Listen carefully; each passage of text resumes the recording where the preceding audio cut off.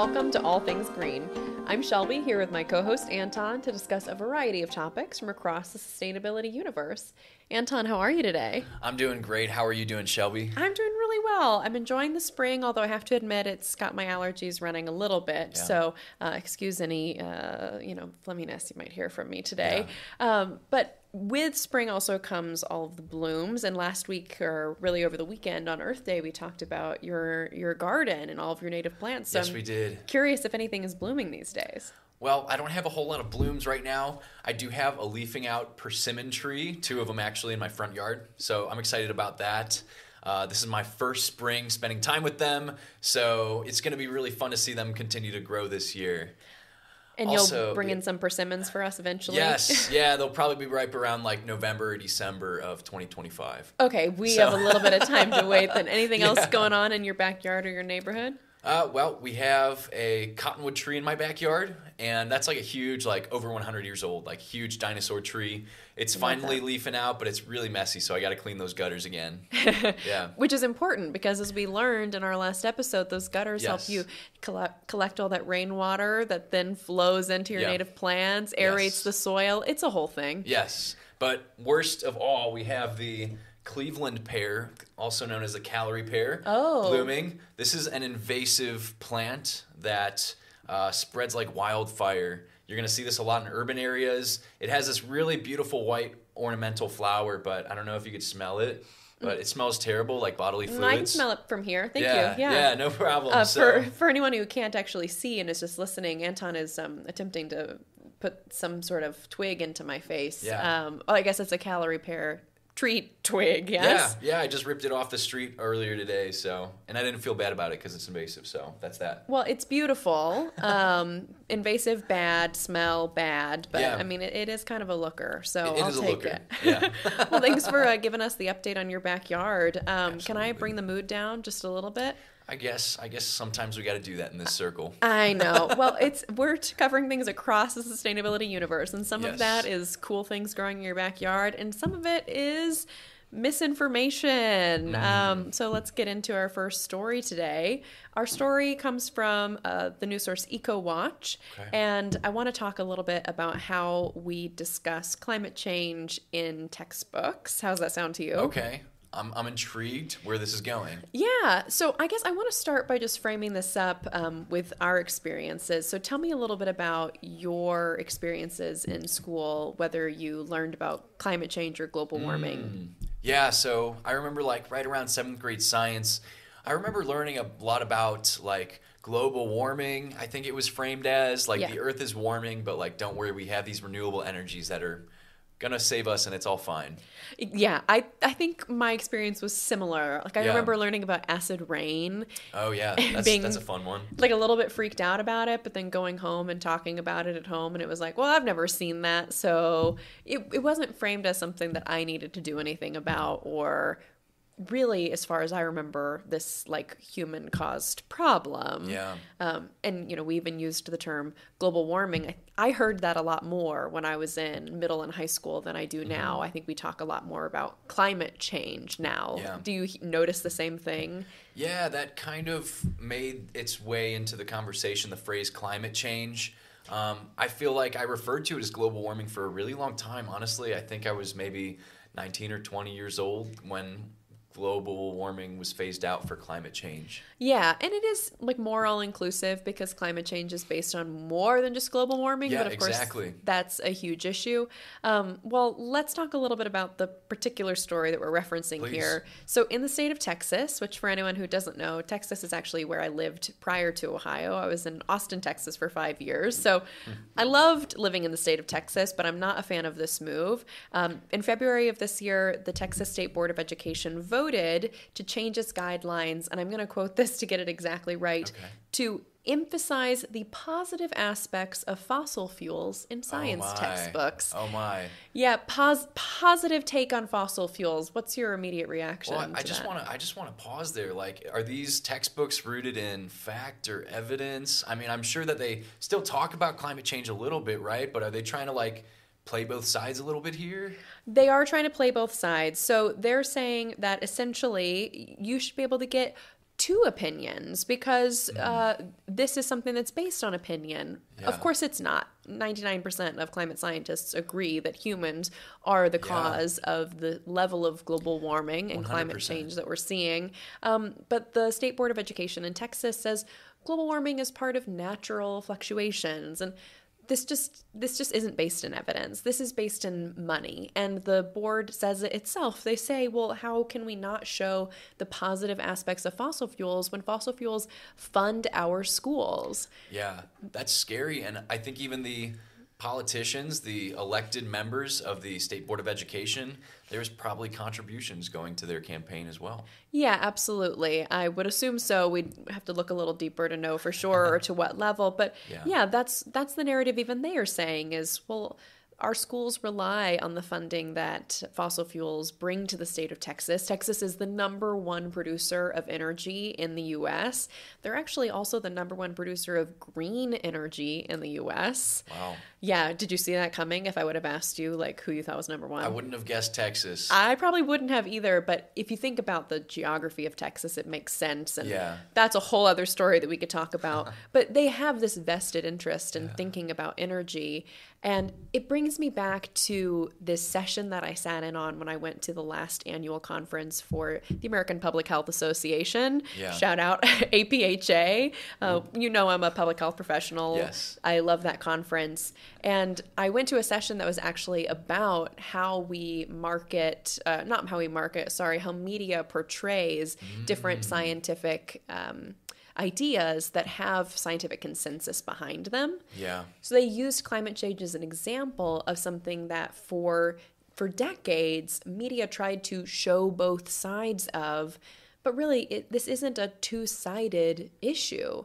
There is the fact that humans are causing climate change. Right. And then there are reasons that people don't want to talk about that, or reasons that they prioritize the industries that create the carbon emissions over the idea of prioritizing what's best for our planet. That's the real other side of it. The session I went to was talking about how more and more in the media we are seeing a more aligned take on climate change that's not attempting to show another side, but that we are starting to see the same sort of media bias when we talk about things like food waste or about eating plant-based. So just as an example, we know that eating more fruits and vegetables, eating more plant-based is good for you. There is scientific consensus on that, but there is this tendency in the media to show both sides and say, well, you can be healthy on a meat-containing diet. Yeah, of course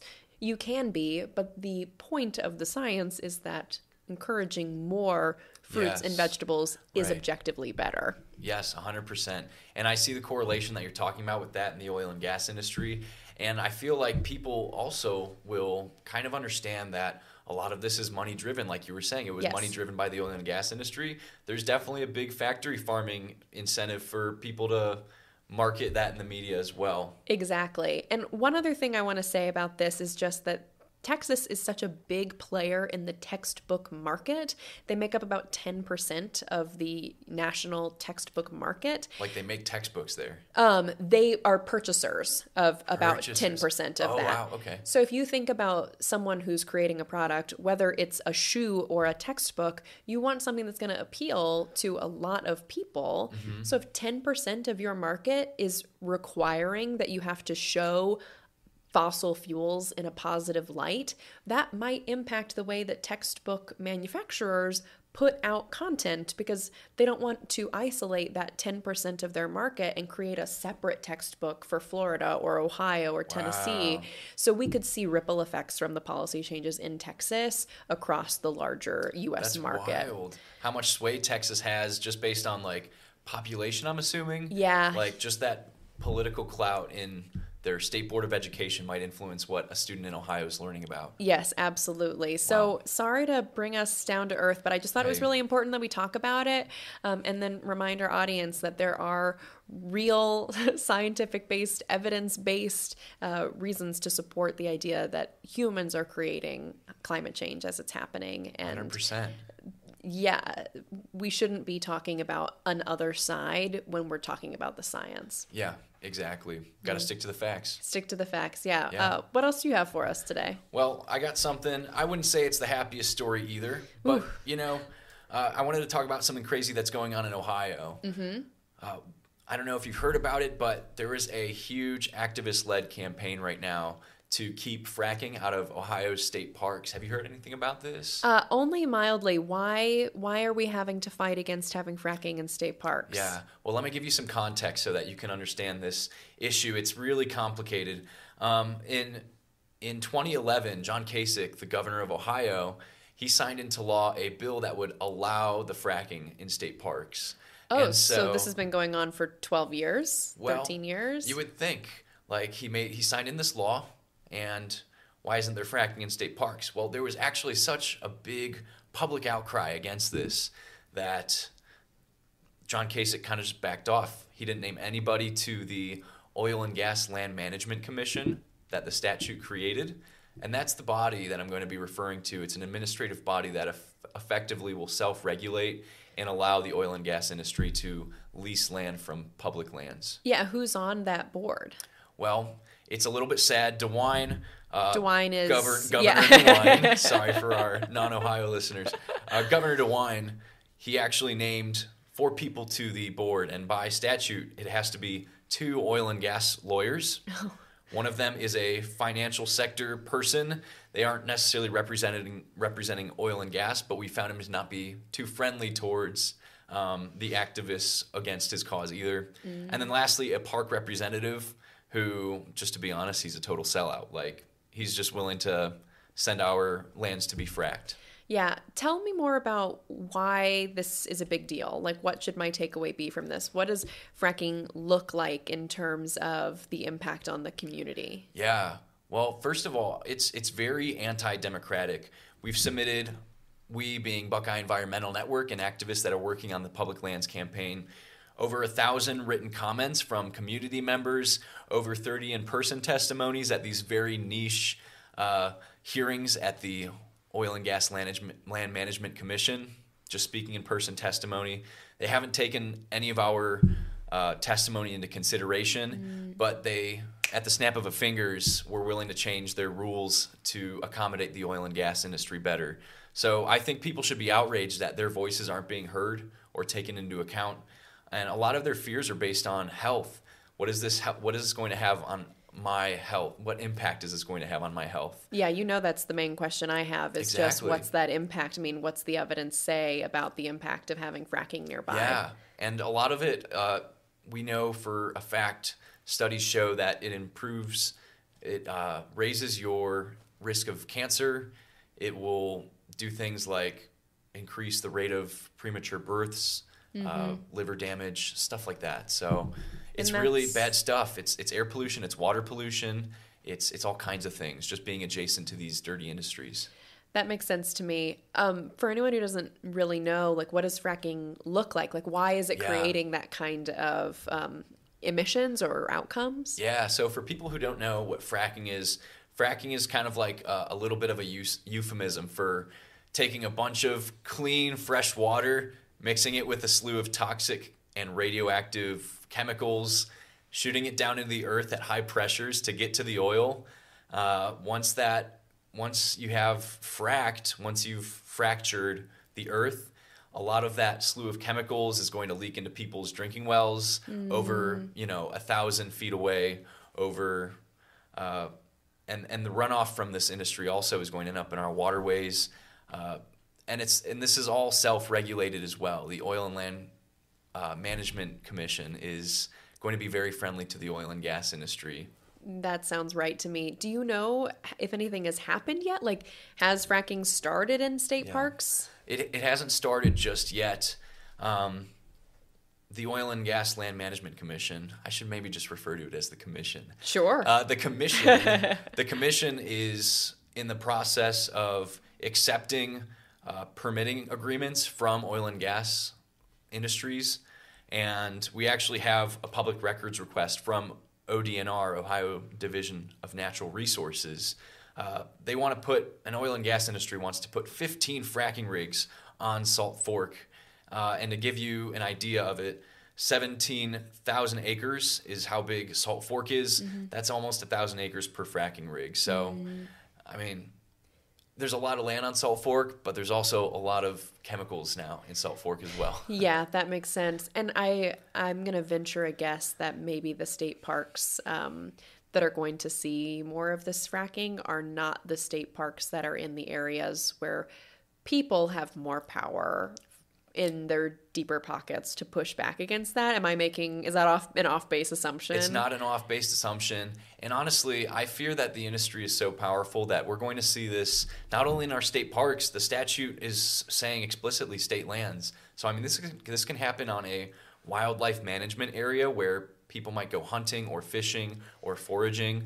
This might happen on a college campus. A college campus. Yeah. I mean, literally, you can put a rig on Kent State's campus, and kids would just be exposed to that on a daily basis. Yeah, this is a tough one. Well, I'm wishing your organization luck. I hope you can keep us updated on the story as you see any progress, hopefully positive progress. Yeah, keep us up to date. Of course, and I just wanted to shout out my close coworker, Kathy Cowan-Becker. She's really taking the lead on this campaign. She was involved before she even started working for Buckeye Environmental Network, and she's going to see this through to the end. So looking forward to hearing more from her and getting more updates from her.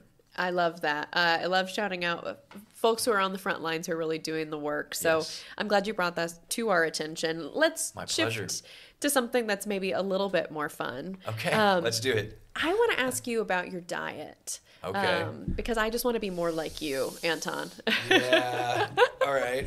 Yeah. Tell me. Do you stick to any particular like dietary guidelines or like a particular diet of any kind? Well, I mean, to be honest, I've been trying to eat more salads since I started the podcast. Now that I'm going to be on video and on the airwaves, like I want to slim down a little bit. So I've been eating a lot of veggies. That's good. Maybe a little bit less meat.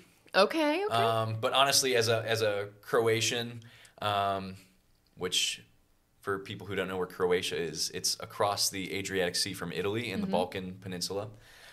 We eat a lot of pork. We just eat a lot of meat. We're carnivores. Yeah. So you eat everything. You don't have any like rules. No rules. Yeah. Well, I want to talk to you a little bit about this. I'm not going to try to change your mind or anything. I just wanted to get like a baseline of where you are. And I'm open to hear it. Yeah. I was reading through a couple of different articles. Sources include Inside Climate News and also the Washington Post. And they were reporting on the Paris Agreement. Okay. Yeah, the Paris Agreement.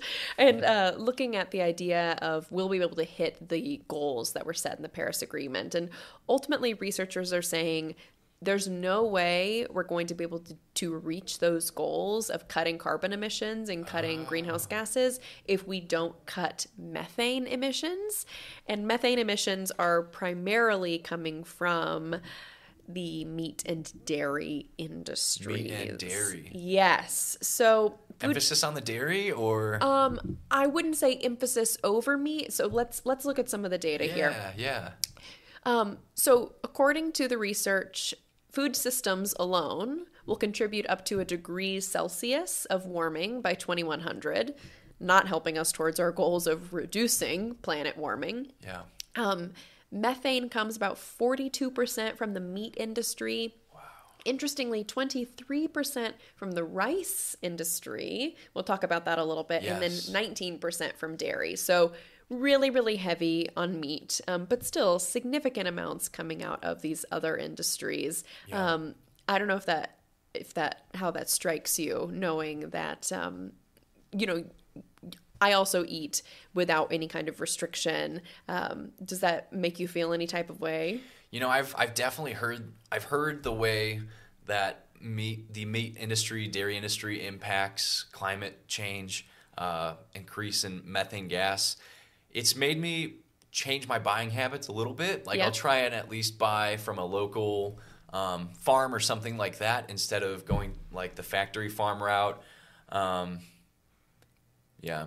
That's about it. Yeah, so you're like kind of aware of it, but like maybe not thinking about it all the time. Yeah. I think that's sort of where I am too, or maybe where I was going, I know that this is maybe not as good for the environment as eating a more plant-based diet, but how bad could it be? And then reading this research made me go, it can be pretty bad. So I wanted to talk about a little bit, I mentioned that rice is part of this equation, producing about 23%. That's surprising to me. I thought it was surprising too. So it turns out that rice is grown in rice paddies, which is like wetland type area. Okay. And so some methane is produced by bacteria in that water. But the researchers who were looking into this weren't recommending any changes to your diet in rice, partially because rice is just a staple food in so many parts of the world. It's not as much of a choice for someone to choose rice versus another thing.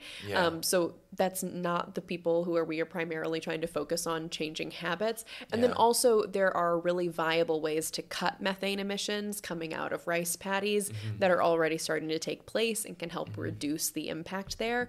So the researchers really recommended cutting, not entirely, but as much as you can, reducing meat and dairy, and particularly red meat.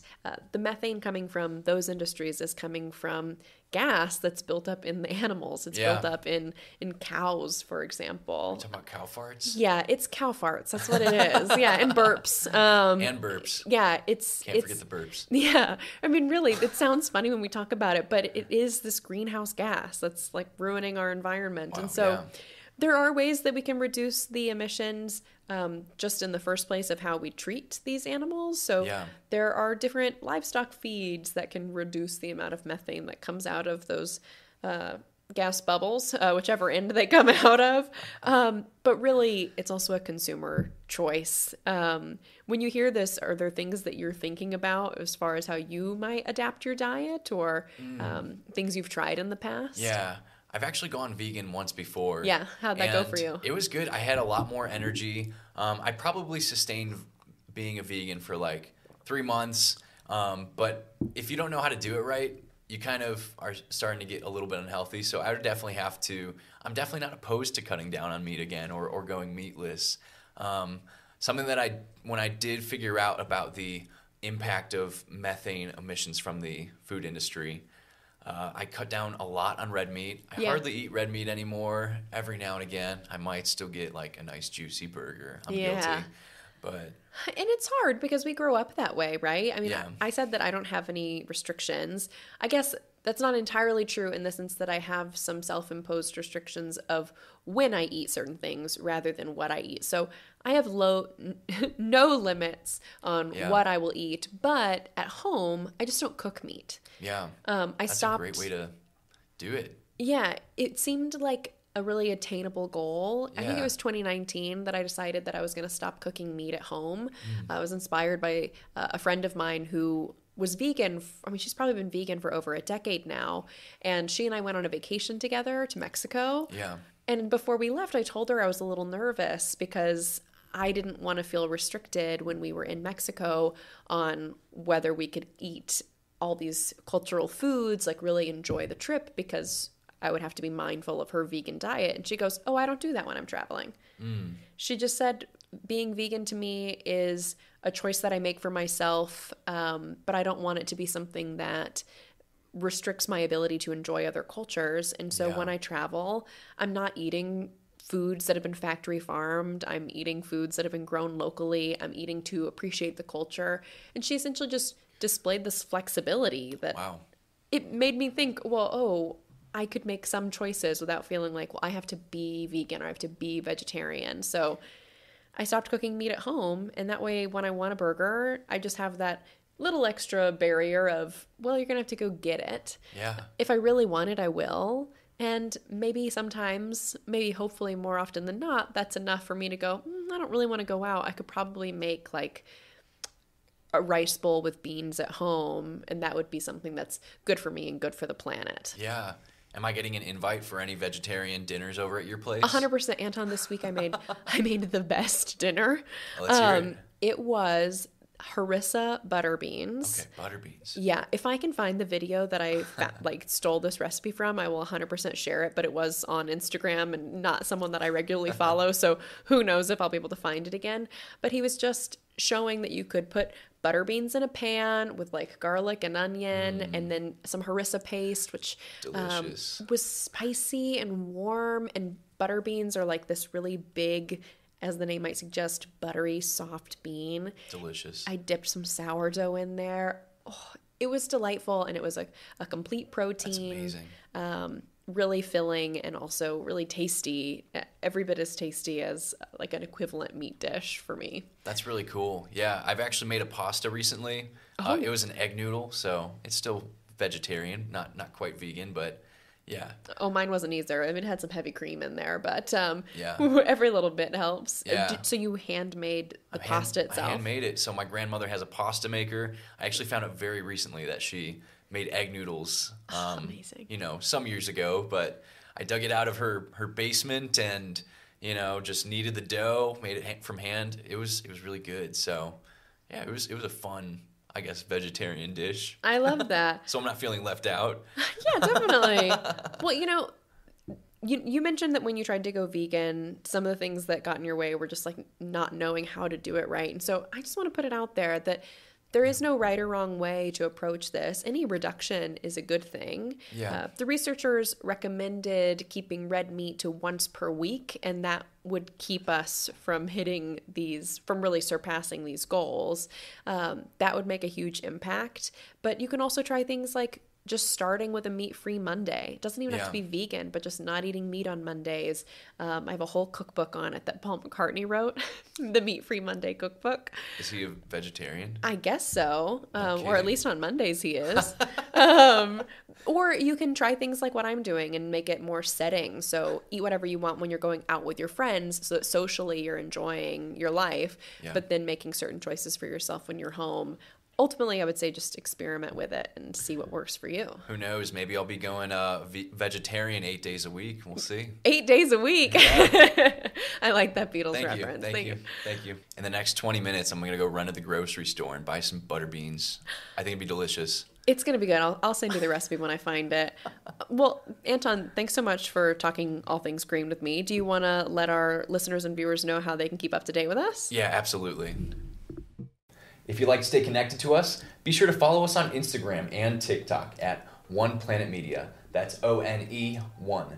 And if you'd like to rewatch full episodes, check out our YouTube channel, One Planet Media. You can find all of our sources from today's episode in our show notes, which will also be posted on our website, oneplanetmedia.com.